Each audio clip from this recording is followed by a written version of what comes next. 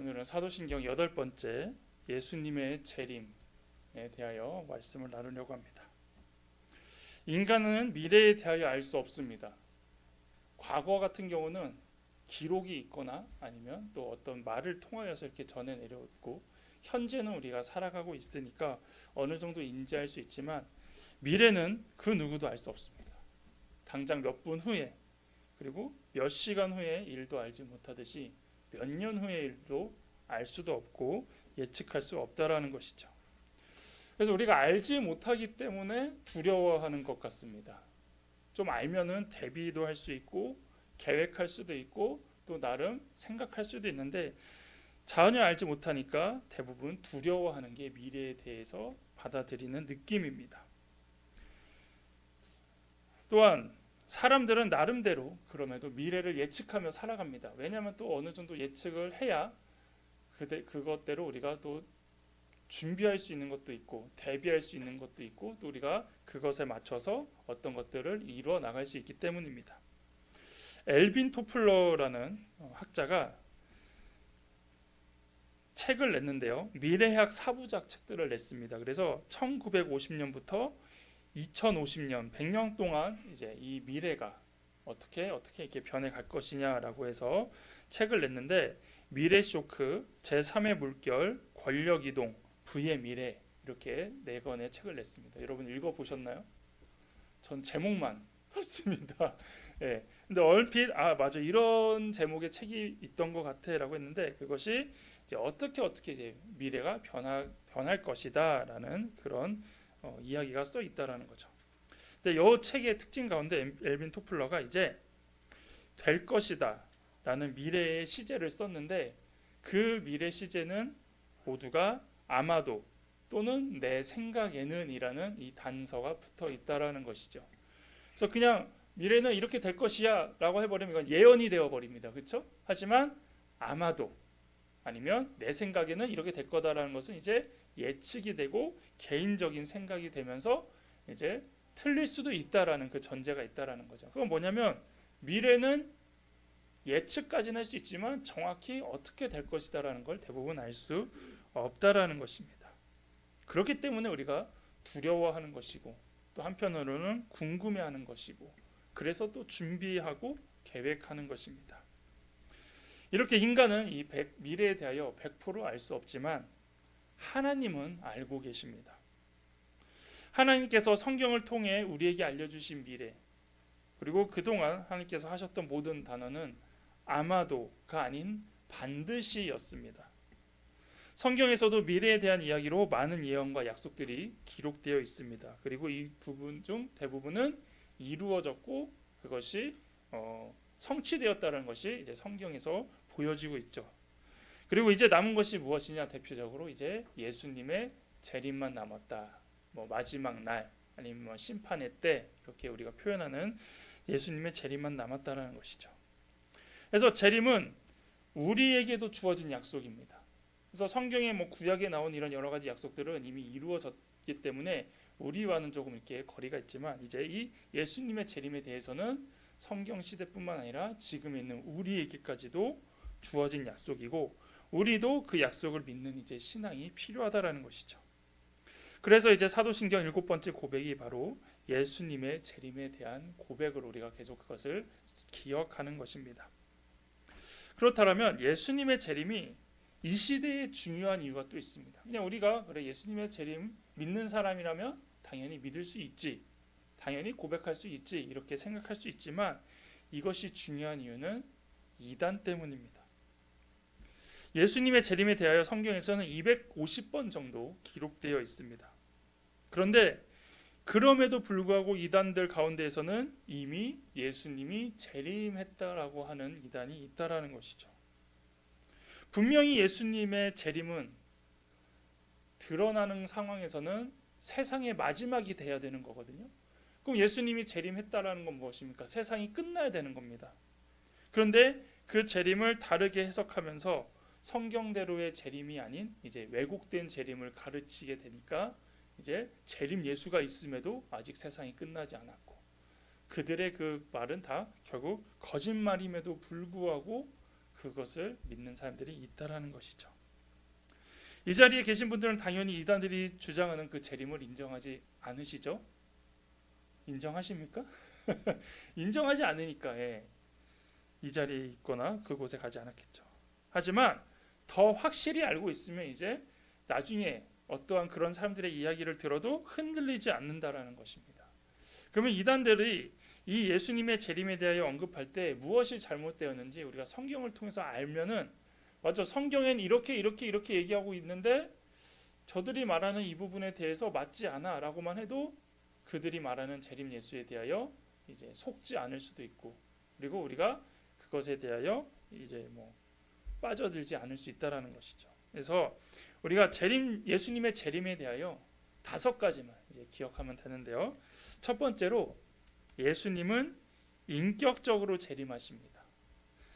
사도행전 1장 11절에 너희 가운데서 하늘로 올려지신 이 예수는 하늘로 가심을 본 그대로 오시리라 하였느니라. 이게 무슨 얘기일까요? 인격적이라고 표현을 했습니다. 이제 육체적인 건 이제 두 번째 한번 나오는데, 인격적인 건 하나님 예수님께서 승천하신 그 모습은 이미 제자들과 함께 있다가 가셨거든요. 혼자 나름대로 어떤 승천의 준비를 하셨다거나 막 그렇게 슈트 입을 입으셨거나 막 그렇게 가신 게 아니라 그냥 인간의 모습 그대로 올라가셨다라는 것입니다. 그래서 육체로 이 땅에 오신 예수님은 인격적이셨습니다. 그리고 그 인격을 가지신 그대로 하늘로 올라가셨다라는 거죠. 근데 이단들이 말하는 재림 예수는 어떨까요? 그들은 인간이지만 인격적이지 않은 부분도 있습니다. 어떤 부분에서 그럴까요? 그렇다고 그들이 신격이라고 얘기하는 게 아니라 그들은 권위적이며 위선적이라는 것이죠.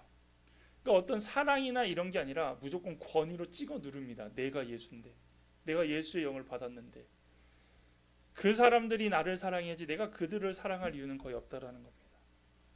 또한 예수님은 사람을 사랑하시죠. 하지만 이단들이 말하는 재림 예수는 뭐를 사랑할까요? 돈을 사랑합니다. 그래서 무조건 하는 게 사람보다는 돈으로 많이 귀결된다라는 거죠. 그래서 돈을 가져오라고 얘기를 합니다. 예수님은 돈이 없어도 능력을 행하실 수 있는데 이단들의 재림 예수는 돈이 없으면 능력을 행할 수 없기 때문에 다 가지고 오라는 게, 그리고 사랑하는 게 다르다는 거죠. 그래서 이 부분에서 이제 다른 것이고, 두 번째로 이제 예수님은 육체적으로 재림하십니다. 하늘로 올라가실 때와 동일한 방식으로 육체적으로 재림하신다라는 것입니다. 물론 부하로 이제 그 전과 몸이 약간 바뀌었다고, 하늘에 갈 수 있는 몸으로 이제 신학자들에 따라서 말은 하고 있지만 그래도 눈에 보이는 육체로 오신다라는 겁니다. 그래서 이단들은 재림을 언급할 때 항상 뭘 언급하냐? 영을 언급합니다. 영. 그래서 예수의 영이 왔다라고 하는데 재림은 육체적으로 오신다는 건 뭡니까? 눈으로 볼 수 있다라는 겁니다. 그래서 예수님의 재림을 계속 영으로만 해석하다 보니까 예수님의 재림은 영으로만 오시는 게 아님에도 불구하고 그들은 예수의 영을 받았기 때문에 자기들이 예수다, 아니면 예수의 영이 임해서 나도 예수님처럼 기적을 행한다, 이렇게 얘기하고 있다라는 거죠. 그래서 이단들 교주들이 말하는 이 재림 예수, 그들이 예수의 영을 받았다라는 것은 쉽게 얘기하면 그거죠. 무당들이 귀신 받는 거랑 똑같은 겁니다. 그러니까 그런 식으로 입신했다라고 하는데 예수님은 그렇게 우리에게 임하지 않으신다라는 거죠. 자, 그렇다면 봅시다. 여러분 마음 가운데 예수님 계십니까? 그럼 여러분들 재림 예수입니까? 이렇게 되는 거예요. 아니죠. 여러분 예수의 영이 있는데 재림 예수 아니잖아요. 그러니까 이단들이 이제 이렇게 가르치는 거예요. 예수의 영을 받으면 재림 예수다. 하지만 예수님은 육체적으로도 오시기 때문에 예수의 영만 가지고 언급하는 이 재림에 대해서는 당연히 틀리다라는 것입니다. 그리고 세 번째로 예수님은 우리의 눈에 보이도록 이제 오신다라는 것이죠. 그래서 가시적으로 이제 볼 수 있다라는 겁니다. 계시록 1장 7절에 볼지어다 그가 구름을 타고 오시리라 각 사람의 눈이 그를 보겠고, 본다라는 거예요. 영의, 이단들은 얘기야 영의 눈으로 볼 수 있다. 영의 눈, 예수님이 귀신처럼 오는 영의 눈으로 안 보고 우리가 일반적인 눈으로 볼 수 있는 건 다 볼 수 있다라는 것입니다. 그리고 공개적으로 오신다라는 것이죠. 누구에게만 이렇게 오는 게 아니라 모두가 다 볼 수 있도록 동시적으로 오신다는 것입니다. 그렇기 때문에 자기들에게만 재림했다는 이단들의 주장은 당연히 틀립니다. 누구나 다 예수님이 오심을 봐야 되는데 그들만 봤다라는 것 자체가 벌써 틀리다는 것입니다. 그리고 예수님은 갑작스럽게 오십니다. 그래서 성경에서는 이렇게 표현하죠. 도적같이 오리니. 예. 도둑이 언제 우리 집 온다고 예고하고 오지 않잖아요. 그런 것처럼 예수님이 언제 오실지 전혀 예고하지 않는 것처럼 갑작스럽게 오십니다. 그래서 마태복음 24장 22절에 이러므로 너희도 준비하고 있으라 생각하지 않은 때에 인자가 오리라 라고 말씀하십니다. 예수님도 모르신다는 거죠. 천사들도 모른다고 했습니다. 그러니까 알려줄 수가 없어요. 근데 천사들도 모르고 예수님도 모르는 이 예수님의 재림을 어떻게 이단은 알 수 있을까요? 어떻게 알 수 있을까요? 거짓말이니까 알 수 있는 거예요. 거짓말이니까. 그래서 우리는 예수님께서 언제 오실지 모르기 때문에 그리스도인 다움을 놓치고 살면 안 된다는 거예요. 그래서 열처녀의 비유를 여러분 아시지 않습니까? 언제 오실지 모르는데 이제 순간 기름이 없어가지고 신랑을 맞이 못한 것처럼 어제도 안 오셨으니까 오늘은 넘어가고 그래 내일쯤 오시지 않을까 이런 게 없다라는 거예요. 항상 우리는 준비하고 있으라는 것이죠. 또한 세상은 그날과 그때를 알지 못하기 때문에 어떻게 살아가냐고 이야기를 하냐면 노아의 때처럼 살아간다고 이야기를 하고 있어요. 노아의 때가 어떤 때냐? 시대적으로 악하고 그런 것뿐만 아니라 비가 온다라고 노아가 얘기를 했지만 언제 비가 올지 모르잖아요. 그렇죠? 그렇기 때문에 그냥 평소대로 장가가고 시집 간다고 이게 성경에서는 표현을 합니다. 말 그대로 우리도 그들처럼 살아가는 것 같지만 항상 우리 마음에는 준비를 하고 있잖아요. 이렇게 살다가도 예수님 오시면 그냥 예하고 가야 되고 뭘 하다가도 언제든지 하나님이 오시면 순종하며 살아갈 그 마음의 준비는 갖고 있지만 세상은 그거를 모르기 때문에 마음대로 살아가고 있는 그런 상황 가운데 이제 갑작스럽게 이제 온다라는 것이죠. 하지만 한편으로는 우리에게 재림은 갑작스러운 건 아니라는 것입니다. 왜냐? 올 줄 알았다 이런 거죠. 언젠간 예수님 올 줄 알았다.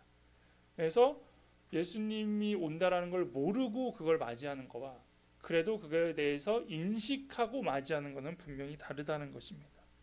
그래서 우리가 언제나 재림에 대하여 준비하고 있어야 된다는 것은 예전에 그 다미선교회처럼 어떠한 때에 있어가지고 막 찬양하고 그때 돼서 막 회개하고 울부짖고 막 그러면서 구원해달라고 그렇게 살아가는 게 아니라 평소에 우리가 항상 하나님이 원하신 대로 살아가다가 도적같이 임하는 그 권고에 따라서 하나님의 뜻에 살고 있으면 우리에게 재림은 두려운 날이 아니라 도리어 기대되는 날이 될 수 있다라는 것입니다. 하지만 재림 예수를 믿고 있는 이단들은 자기들에게도 재림 예수가 임했지만 그들의 삶은 자유하지 못하다라는 겁니다. 계속 마지막 심판, 또 다른 심판을 위하여 더 율법적으로 살아가고 더 힘들게 살아가고 그 교주에 의하여 영원히 잘못된 모습으로 살아간다라는 것이죠. 다섯 번째로 이제 예수님은 영광스럽게 재림하십니다. 이 영광스러운 건 무엇이냐면 약간 비교되는 것인데 어느 시대와 비교되는 거냐? 예수님께서 처음 이 땅에 오신 거와 조금 비교되는 것입니다. 물론 그때도 천사들이 나타나서 하늘에는 영광이요 땅에는 평화다라는 영광을 돌렸지만 이것은 이제 인간들 이 세상이 말하는 영광이죠. 그래서 예수님의 초림은 좀 초라했죠. 그래서 베들레헴에서 마구간에서 그 작은 동네에 몇 명만 알 수 있게 이렇게 예수님은 조용히 태어나셨다라면 다시 오실 예수님은 어떻습니까? 화려하고 웅장하고 위대하게 오신다라는 것입니다. 자, 이렇게 재림의 특징만 우리가 잘 알고 있어도 재림 예수가 있다는 이단들을 쉽게 걸러낼 수 있다라는 거예요. 저들이 말하는 재림 예수 도대체 어떻게 온 거야? 왜 저렇게 몰래 왔지? 왜 저 사람들만 알게 왔지? 이제 이렇게 돼버린다라는 것이죠. 그렇다면 예수님의 재림의 목적이 무엇일까요? 그냥 이 상태로 놔둬서도 충분히 우리가 죽으면 그때 하나님께서 천국과 지옥으로도 영적으로도 다 심판하셔서 하늘에서 이렇게 하실 수 있는데 왜 재림을 하실까요?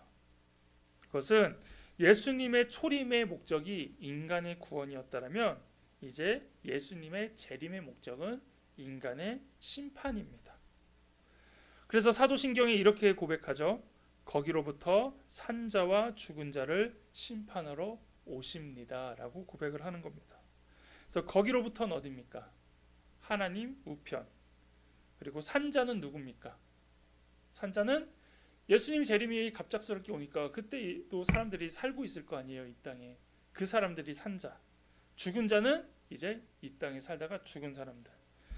그래서 재림 때는 지상에 한번 태어났다가 죽은 모든 사람들까지 그리고 살아있는 모든 사람들이 하나님 앞에 불려나가서 이제 심판을 받게 된다라는 것이죠. 그리고 이 심판은 이제 최후의 심판이 됩니다. 이 이후에는 이제 더 이상의 심판이 없다라는 거죠. 그리고 심판이기 때문에 피고인이 있고 재판관이 있습니다. 하나님이 심판관이시며 그리고 우리 모두가 이제 피고인이 되는 것입니다. 그래서 한 사람도 이 심판을 피해갈 수 없다라는 것이고 심지어 죽은 사람들까지도 다시 끄집어내서 무덤에서 살려내서 모두가 하나님 앞에 심판을 받게 만든다라는 것이죠.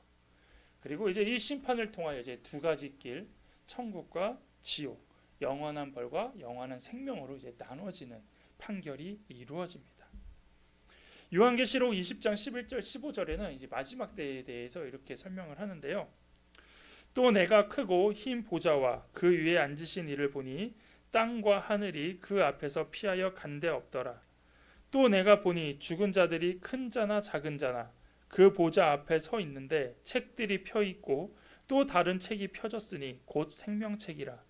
죽은 자들이 자기 행위를 따라 책들에 기록된 대로 심판을 받으니 바다가 그 가운데에서 죽은 자들을 내주고 또 사망과 음부도 그 가운데에서 죽은 자들을 내주매 각 사람이 자기의 행한 대로 행위대로 심판을 받고 사망과 음부도 불못에 던져지니 이것은 둘째 사망 곧 불못이라. 누구든지 생명책에 기록되지 못한 자는 불못에 던져지더라. 아멘.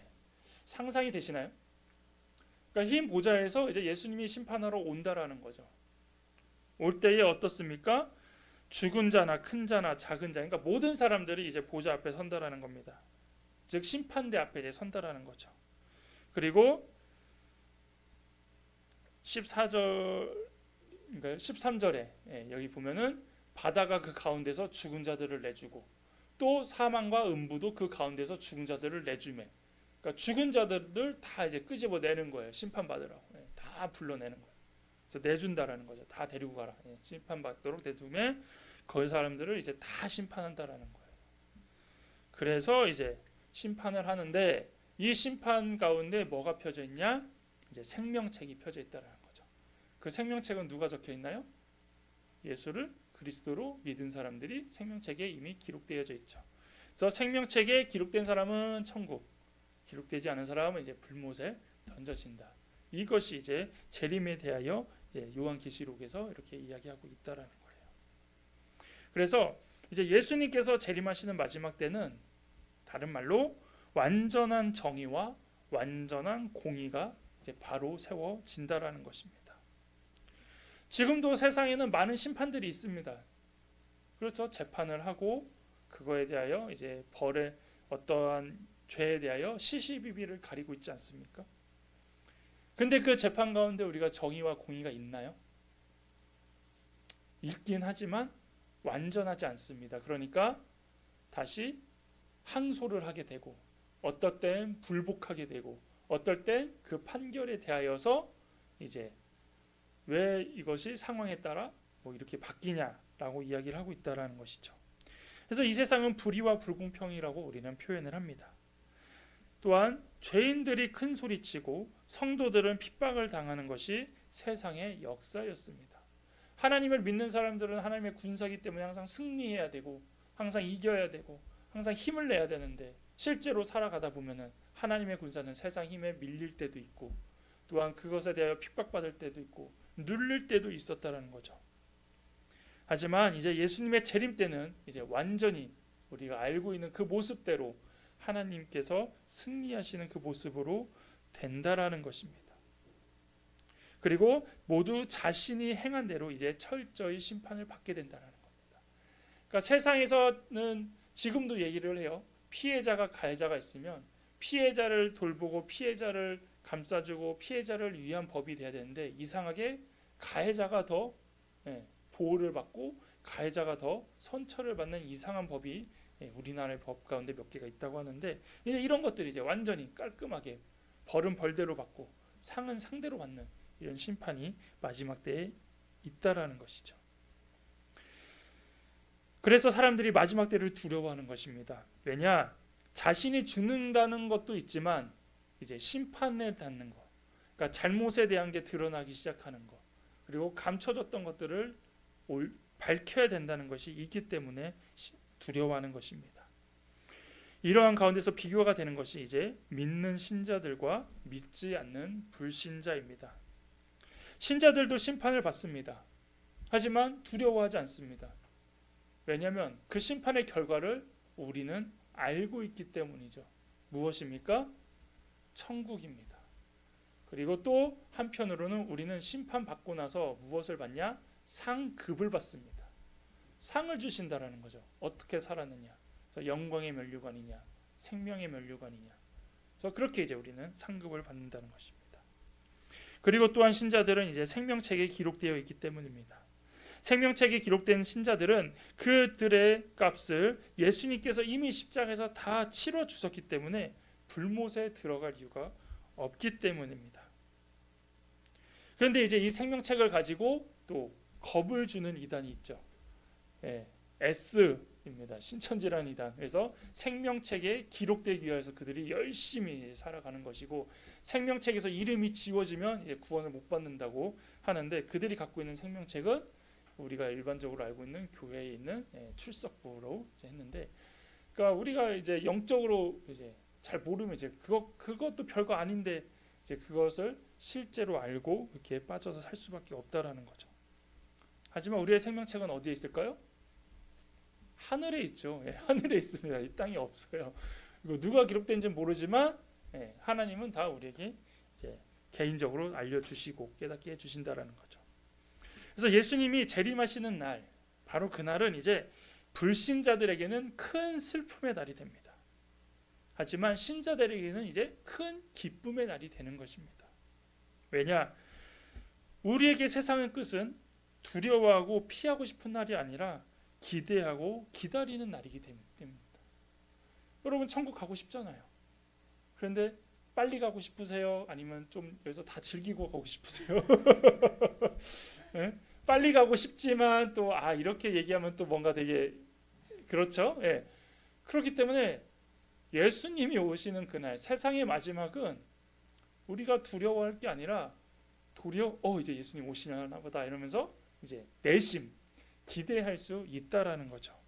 하지만 믿음이 좀 약한 자들 그리고 좀 아직 확신이 없는 사람들은 여전히 이 마지막 때에 대하여 너무 두려워하고 있는 것 같아요. 왜냐하면 마지막 때에 일어나는 여러 가지 모습들, 요한계시록에 있는 대로 뭐 별이 떨어지고 피의 강이 흐르고 막 이런 것도 있고, 그다음에 전천년설, 후천년설 하면서 성도들이 받을 어떤 핍박과 고난, 여기에만 너무 집중되어 있다 보니까 우리가 마지막 재림에 대한 어떤 기대와 희망이 가끔은 이제 두렵고 고난을 견뎌야 되는 그런 기간으로 생각할 때가 있다라는 것이죠.